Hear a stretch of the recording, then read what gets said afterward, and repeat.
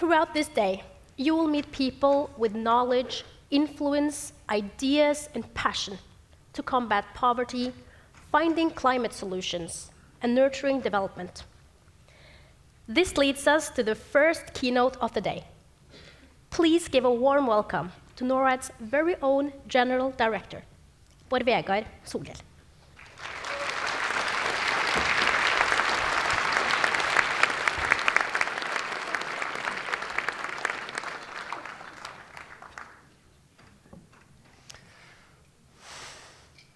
Colleagues, friends, ladies and gentlemen, a warm welcome to the leading Nordic conference, as we call it in all modesty, on global development, the Norad Conference.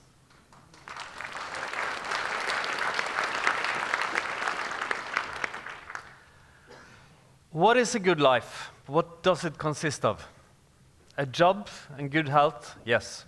Safety, for sure. And for many also a sense of purpose or caring for others.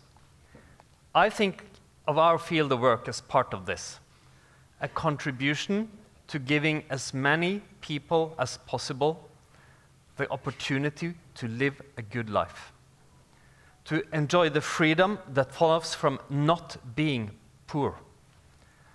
Poverty is the absence of security, of predictability, of opportunity, and the absence of money. Because money talks. Truth is, sometimes money says it all.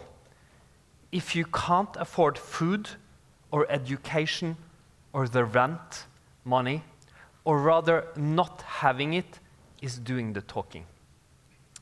Because, my friends, money empowers. For civil society in Ukraine, the human rights activists of Georgia, or women getting access to SRIHR services in Malawi.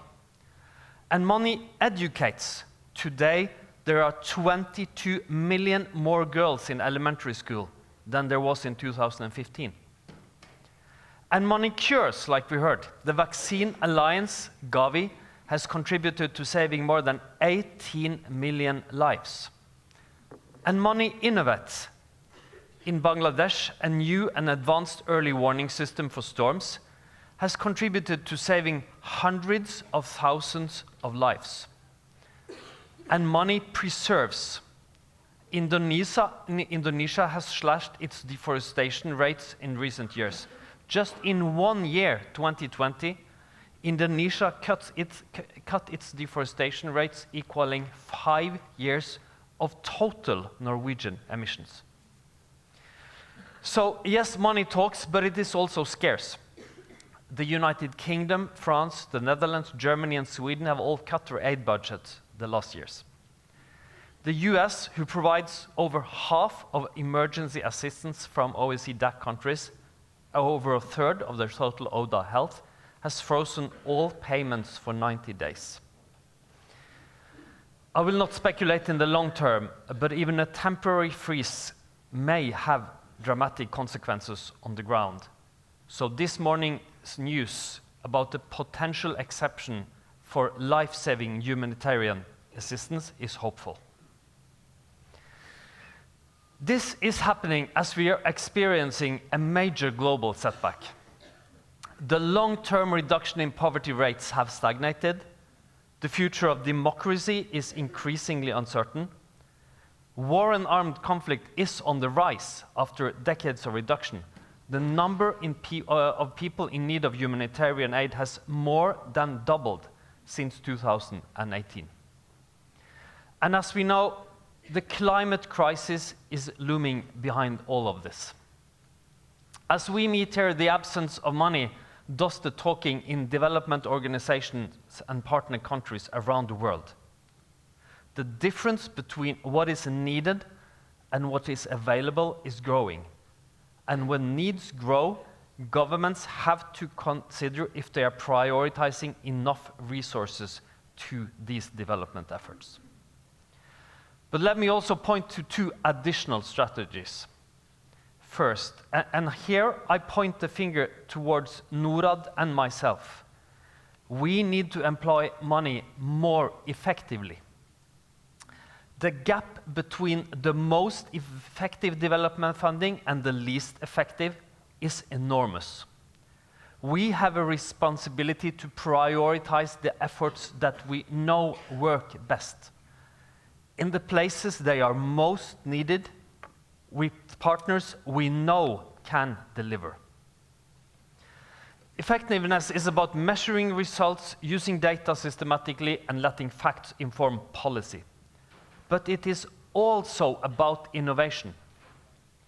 Always remember, what is now proven and cost-effective was once just an idea with great promise.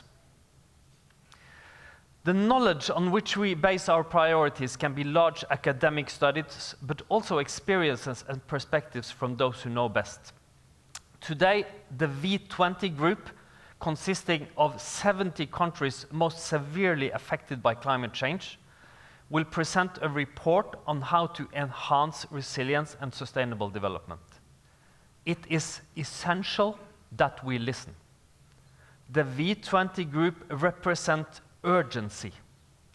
It is also worth noticing that their proposals are about regulation, redistribution, and rethinking, rather than more money. Second, we need to evolve our financial instruments to further mobilize the private sector. Let me put it plainly. We need the big money. Norad and the Confederation of Norwegian Enterprises, NHO, recently commissioned a report on Norwegian foreign direct investments in developing countries. The report emphasizes that investments in developing countries is crucial for accelerating their economic growth and achieving sustainable development. Still, FDI flows are declining. There is simply no future in line with the SDGs or the Paris Agreement without a major shift in how capital is invested. We need to scale up what works. There's an urgent need for massive scale-up of risk mitigation instruments, with Norway's new state guarantee scheme being one example. We need the public sector to strengthen the collaboration among its institutions, and we need more and closer cooperation between the private and public sector. I am an optimist by nature, more so than the average of you I could see from the poll before here. But I wouldn't exactly use that word today about the state of the world or myself. But I remain hopeful for 3 reasons, believe it or not. So let's linger on hope for a few minutes. Number 1. History shows us that the world has seen incredible progress the last generations. As late as in 1980, about half of the world's population was extremely poor. Today, it is less than 1 out of 10. Access to education and electricity has improved immensely, and so has overall health. Child mortality is halved in just over 20 years. But, and this is important, my friends, it didn't just happen.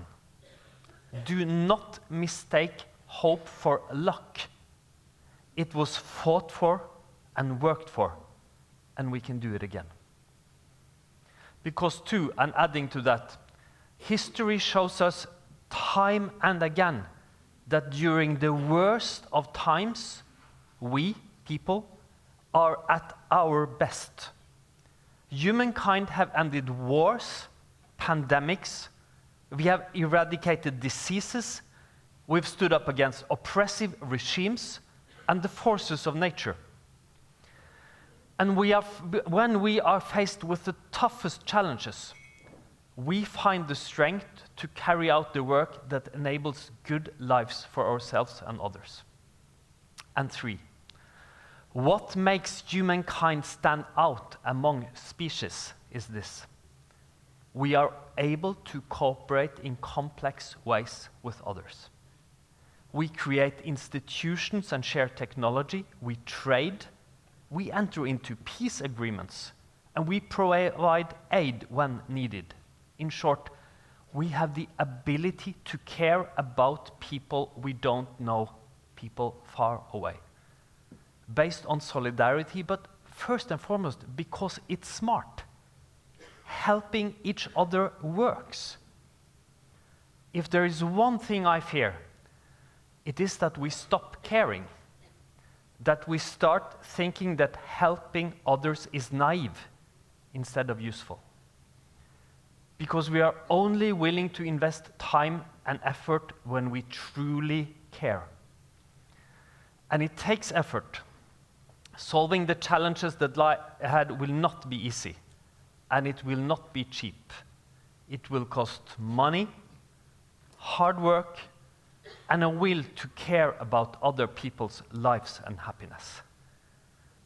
So, everyone, let's make caring for each other great again. Thank you.